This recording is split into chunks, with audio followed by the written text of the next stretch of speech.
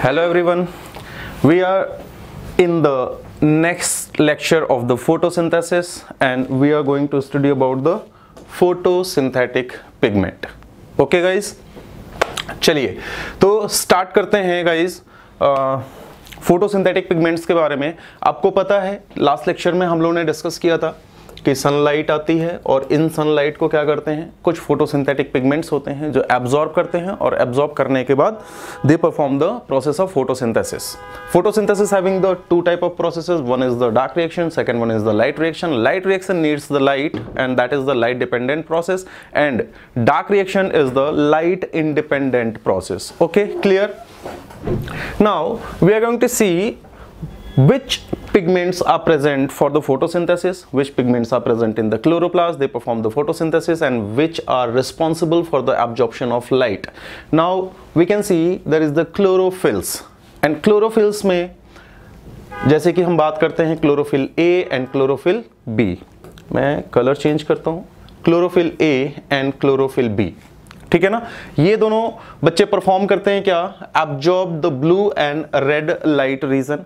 तो हम बात करते हैं क्लोरोफिल ए। अच्छा देखिए, हमें जो लीफ दिखती हैं ग्रीन कलर की, वो क्यों दिखती हैं? Because they reflect the green light. अभी मैं आपको बताऊंगा जो लाइट की विजिबल रेंज होती है, विजिबल रेंज ऑफ, आपने इसके बारे में पढ़ रखा होगा। तो विजुअल रेंज क्या है बेटा, तो आपको बहुत अच्छे से पता है 380 to 760 नैनोमीटर की जो लाइट होती है, इस लाइट को हम क्या बोलते हैं, visible range of light. But क्या प्लांट ये पूरा विजिबल रेंज की लाइट को एब्जॉर्ब करते हैं? तो नहीं, इनके जो एब्जॉर्ब करने का जो रेंज है वो क्या है, 400 to 700 nanometer. Clear?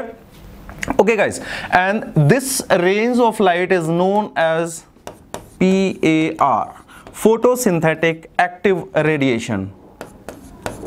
Photosynthetic active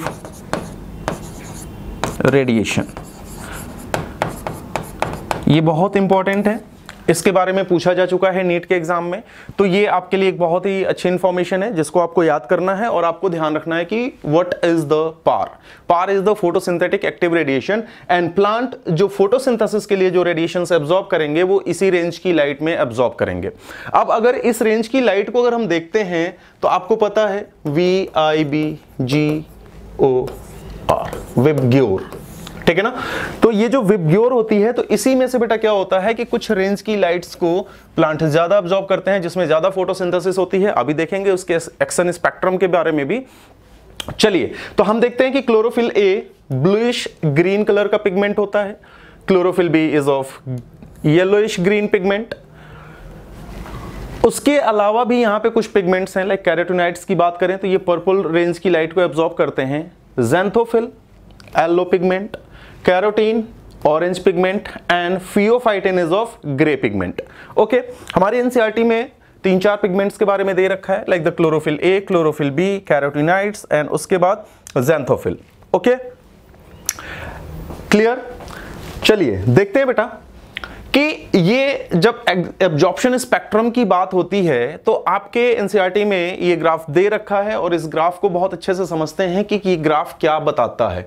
तो सबसे पहले हम देखते हैं ये वाला ग्राफ, और इस ग्राफ में क्या बताते हैं कि जब इसका अगर हम देखें यहां पे 400 to 700 नैनोमीटर की रेंज लेते हैं, 400 to 700 नैनोमीटर की रेंज लेते हैं, और इस रेंज में किस एरिया में फोटोसिंथेसिस मैक्सिमम होती है।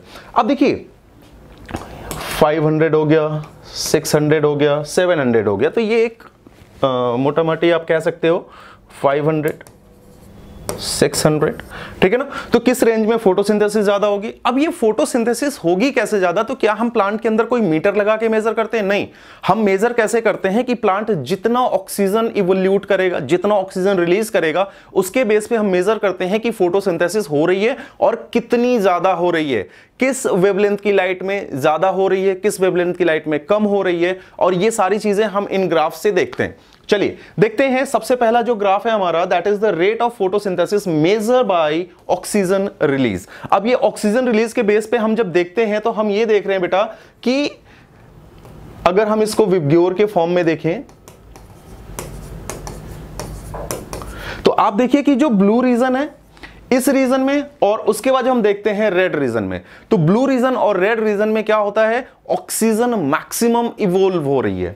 इसके साथ साथ हम यहां पे जब देखते हैं तो यहां पे रेट ऑफ फोटोसिंथेसिस को हम मेजर कर रहे हैं again by the release of oxygen, and यहां पे जो देखते हैं कि लाइट का एब्जॉर्प्शन किस रेंज में मैक्सिमम हो रहा है, तो we can see here in the blue region the maximum absorption of light and in the red region the maximum absorption of light. Clear? Now we are going to see the overall action spectrum on this graph. Clear? ये वाला graph आपके NCERT में दिया हुआ है, the very first graph of the action spectrum, and here are some pigments, they absorb the light in which region. तो यहां पे देखते हैं ये जो बिल्कुल ग्रीन कलर से दिखाया गया है, ठीक ना, जो बिल्कुल ये ग्रीन कलर का ग्राफ है, देखिए ये है क्लोरोफिल ए का, और इसका एक्शन स्पेक्ट्रम आप देख सकते हो कि किस रीजन में ये मैक्सिमम लाइट को एब्जॉर्ब कर रहा है। क्लियर? चूंकि जो क्लोरोफिल ए होता है ब्लूइश ग्रीन होता है तो इसको इस ग्रीन कलर से डिनोट किया गया है। वहीं पे जब हम बात करते हैं क्लोरोफिल बी की, तो क्लोरोफिल बी जो है बेटा वो थोड़ा सा येलोइश ग्रीन है, हम इसको इस वाले ग्रीन से डिनोट कर रहे हैं। तो देखिए ये यहां से लाइट को एब्जॉर्ब करते हुए जा रहा है, और अगर आप देखोगे तो ब्लू रीजन में ये थोड़ा ज्यादा पीक ले रहा है, किसके कंपैरिजन में, क्लोरोफिल ए के कंपैरिजन में, but in the red region ये थोड़ा सा लो पीक लेता है comparative to chlorophyll A. Clear? And हम यहां पे फिर देखते हैं किसके बारे में, हम यहां पे देखते हैं बेटा कैरोटीन के बारे में, और कैरोटीन का जो मैक्सिमम एब्जॉर्प्शन हो रहा है वो ब्लू रीजन के साथ साथ थोड़ा सा ग्रीन रीजन में जाते हुए, और ये फिर खत्म हो जाता है। क्लियर है? तो आप इस ग्राफ में देख सकते हो कि कौन सा पिगमेंट किस रेंज में मैक्सिमम लाइट को एब्जॉर्ब कर रहा है, और ये कैसे हम डिनोट करते हैं, तो जहां पे बेटा पीक आ रही है वो क्या हो रहा है, मैक्सिमम एब्जॉर्प्शन रीजन है for that specific pigment. Clear? Like chlorophyll A, chlorophyll B and carotenoids. Chlorophyll A absorb the maximum light in the blue region and red region. Chlorophyll B absorb in the blue and red region, but carotenoid absorb the blue region and end up to 550. तो यहां पे ये wavelength दे रखी है, यहां पे colour से आपको विबग्योर भी दिखाया जा सकता है, VIBG। अब यहां पे आप क्लियरली देख सकते हो कि कौन से रीजन में कितनी लाइट एब्जॉर्ब हो रही है। अब इसके साथ साथ मैं अगर आपको बताऊं तो बेटा ये वाला जो रीजन है, ये वाला जो रीजन, क्या इस रीजन में अगर लाइट एब्जॉर्ब नहीं होगा तो क्या फोटोसिंथेसिस नहीं होगी? होगी, लेकिन बहुत ही लीस्ट अमाउंट में, और you can say there is no absorption of light in the green area by the chlorophyll. Clear? तो जो क्लोरोफिल पिगमेंट है ग्रीन रीजन में लाइट को एब्जॉर्ब नहीं कर रहे हैं, यहां पे पूरा का पूरा लाइट ये रिफ्लेक्ट कर देते हैं, दैट्स व्हाई जो लीफ होती हैं वो हमें ग्रीन कलर की दिखती हैं। क्लियर? ओके, अब हम चलते हैं नेक्स्ट पॉइंट पे कि ये पूरी प्रोसेस को हमने कैसे पता किया, या कैसे हमें पता चला कि ये सारी चीजें होती हैं। तो ये साइंटिस्ट थे एंगलमैन, जिन्होंने एक एक्सपेरिमेंट किया था, और उस एक्सपेरिमेंट के बेस पे ये सारी चीजें क्लियर हो पाई। तो एनसीईआरटी में तो नहीं दे रखा है, बट स्टिल हम थोड़ा सा इसके बारे में जानेंगे, तभी जाके हमें समझ में आएगा कि एक्चुअली में ये प्रोसेस कहां से इवॉल्व हुई और किस तरीके से हम इसको समझ पाए। क्लियर है? देखिए एंगलमैन ने एक बहुत ही बढ़िया सा एक्सपेरिमेंट किया। इन्होंने बेटा क्या किया कि एक व्हाइट लाइट ली, ये जो लाइट है ना इसको हम व्हाइट लाइट बोलेंगे। तो जो व्हाइट कलर की लाइट होती है, आपको पता है कि व्हाइट कलर की लाइट को अगर हम प्रिज्म के थ्रू जाने देंगे तो वो स्प्लिट होता है इन द 7 कलर्स, वही विबग्योर। क्लियर? आपको पता है कि प्रिज्म के थ्रू जब ये लाइट जाती है तो वो पूरा का पूरा क्या होता है, स्प्लिट होता है इन द 7 कलर्स, और वही 7 कलर्स हमें विजिबल रेंज में दिख रहे हैं। ठीक है ना? अब देखिए इन्होंने व्हाइट लाइट को यहां पे इंसिडेंट किया और प्रिज्म के थ्रू जब इसको निकाला तो ये पूरा विबग्योर में आया। अब इसके ऊपर इन्होंने यहां पे एक अलगी यूज की, इस अलगी का नाम था बेटा क्या, क्लैडोफोरा। नीट में मेडिकल एग्जाम्स में ये पूछा जा चुका है, तो इस चीज को आपको याद रखना है। सेकंड चीज क्या है, इन्होंने एक एरोबिक बैक्टीरिया यूज किया। अब देखिए ये पूरा इनका जो सेटअप था, इन्होंने इधर से लाइट को इंसिडेंट किया, लाइट इंसिडेंस होगा तो ये क्लोरोडोफोरा के अंदर क्या है, क्लोरोप्लास्ट है। क्लोरोप्लास्ट के अंदर क्या है बेटा, फोटोसिंथेटिक पिगमेंट है और दे परफॉर्म द फोटोसिंथेसिस। तो यहां पे फोटोसिंथेसिस परफॉर्म होगी। अब फोटोसिंथेसिस जब परफॉर्म होगी तो आपको पता है कि फोटोसिंथेसिस की प्रोसेस में ऑक्सीजन इवॉल्व हो रही है।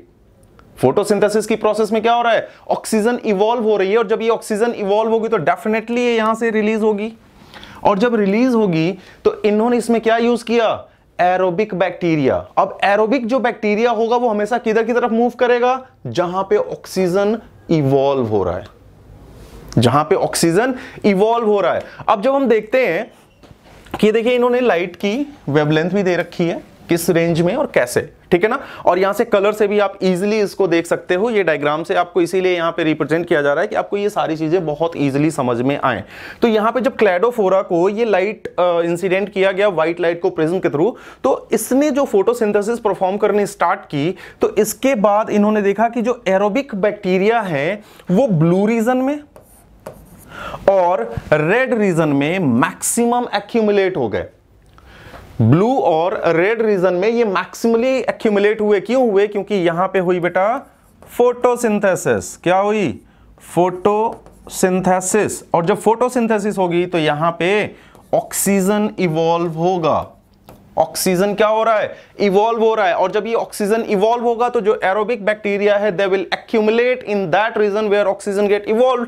तो जब ऑक्सीजन इवॉल्व होगा तो यहां पे बैक्टीरिया क्या हो रही है, एक्यूमुलेट हो रही है। बैक्टीरिया एक्यूमुलेट हो रही है, मतलब हमें एक चीज समझ में आ रहा है कि यहां पे क्या हो रहा है, यहां पे बैक्टीरिया एक्यूमुलेट होने की वजह से। अब अगर हम एक ग्राफ अगर बनाने की कोशिश करें तो आपको ये ग्राफ कुछ वैसा ही नहीं लग रहा है जिसके बारे में अभी हम लोग देख रहे थे, एक्शन स्पेक्ट्रम वाला। कुछ दिख रहा है, कुछ समझ में आ रहा है आपको, ये ग्राफ बिल्कुल वैसा ही नहीं दिख रहा है जैसा अभी हो रहा था फोटोसिंथेसिस के टाइम पे कि ऑक्सीजन इवॉल्व हो रही है और उसी तरीके से। तो देखो ये ऑक्सीजन इवॉल्व होने की वजह से ये बैक्टीरिया का एक्यूमुलेशन इन रीजन्स में ज्यादा होता है। यानी कि कौन से रीजन की बात हम कर रहे हैं, तो हम रीजन्स की बात कर रहे हैं। एक तो बेटा ये वाला जो हो गया इसको हम रेड रीजन बोल सकते हैं, और ये वाला जो होगा इसको हम क्या बोलेंगे, ग्रीन रीजन। कौन सा रीजन है ये, ग्रीन रीजन। ओके, तो ग्रीन रीजन और red blue region, sorry my fault. Green बार बार ग्रीन क्यों आ रहा है, ग्रीन में तो कोई फोटोसिंथेसिस ज्यादा हो ही नहीं रही है, बहुत कम अमाउंट में हो रहा है। तो यहां पे ये हो गया बेटा ब्लू रीजन, और ये क्या हो गया, रेड रीजन। इन दोनों रीजन में क्या हो रहा है, मैक्सिमम ऑक्सीजन इवॉल्व हो रहा है, और इसकी वजह से क्या हो रहा है, यहां पे फोटोसिंथेसिस मैक्सिमम हो रही है। मींस इस रीजन में अब अगर आप देखोगे तो इस रीजन में फोटोसिंथेसिस भी ज्यादा हो रही है, यहां पे फोटोसिंथेसिस भी ज्यादा हो रही है, लाइट का एब्जॉर्प्शन भी ज्यादा हो रहा है, और ऑक्सीजन का इवोल्यूशन भी ज्यादा हो रहा है। ये पूरा, चाहे वो ब्लू रीजन हो और चाहे रेड रीजन हो, इन दोनों रीजन में क्या हो रहा है, मैक्सिमम फोटोसिंथेसिस हो रही है। That's why. अब यहां पे बात आती है, क्वेश्चन कुछ अलग भी बन सकते हैं यहां से। कैसे बन सकते हैं, तो मैं आपको बताता हूं कि ये जो क्लैडोफोरा है ये कैसा कंपोनेंट हो जाएगा। तो क्लैडोफोरा यहां पे हो जाएगा ऑक्सीजेनिक। कैसा हो जाएगा, ऑक्सीजेनिक। और जो बैक्टीरिया है ये क्या हो जाएगा, एरोबिक। तो जो एरोबिक बैक्टीरिया है वो ऑक्सीजन को यूटिलाइज करेगा, और जो ऑक्सीजेनिक यानी कि क्लैडोफोरा है by the process of photosynthesis oxygen को इवॉल्व करेगा। क्लियर है। तो अब अगर वापस से अगर हम ये ग्राफ देखते हैं तो अब हमें समझ में आ सकता है कि किस तरीके से यहां पे कौन सा पिगमेंट कितनी लाइट, कितनी वेवलेंथ की लाइट को एब्जॉर्ब करता है और उस वेवलेंथ की लाइट को एब्जॉर्ब करने के बाद कितनी अमाउंट में फोटोसिंथेसिस को परफॉर्म करता है। आपने ये वाले जो ग्राफ हैं ये देखे होंगे, आपके एनसीईआरटी में दे रखा है, थोड़ा समझने में दिक्कत होती है, लेकिन अब मेरे ख्याल से आपको बिल्कुल समझ में आ रहा होगा कि क्या करना है। आपको कुछ नहीं करना है, वो दोनों जो नीचे वाले ग्राफ है ना उनको ओवरलैप कर दीजिए, ऊपर वाला ग्राफ आ जाएगा। या यू कैन से कि जो तीनों ग्राफ है ना उन तीनों को ओवरलैप कर दीजिए, सारी प्रोसेस बिल्कुल क्लियर हो जाएगी। वो वहां पे एक चीज क्लियर हो जाती है कि जो मेजर फोटोसिंथेटिक पिगमेंट यहां पे निकल के आता है वो क्या आता है, क्लोरोफिल। और इसमें भी अगर आप देखोगे तो मैक्सिमम फोटोसिंथेसिस यहां भी परफॉर्म कर रहा है, मैक्सिमम फोटोसिंथेसिस यहां भी परफॉर्म कर रहा है, यानी कि major photosynthetic pigment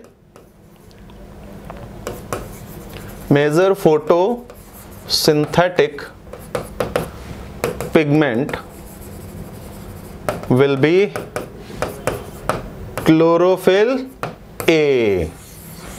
chlorophyll A, and maximum absorption of light occur in the blue region and red region.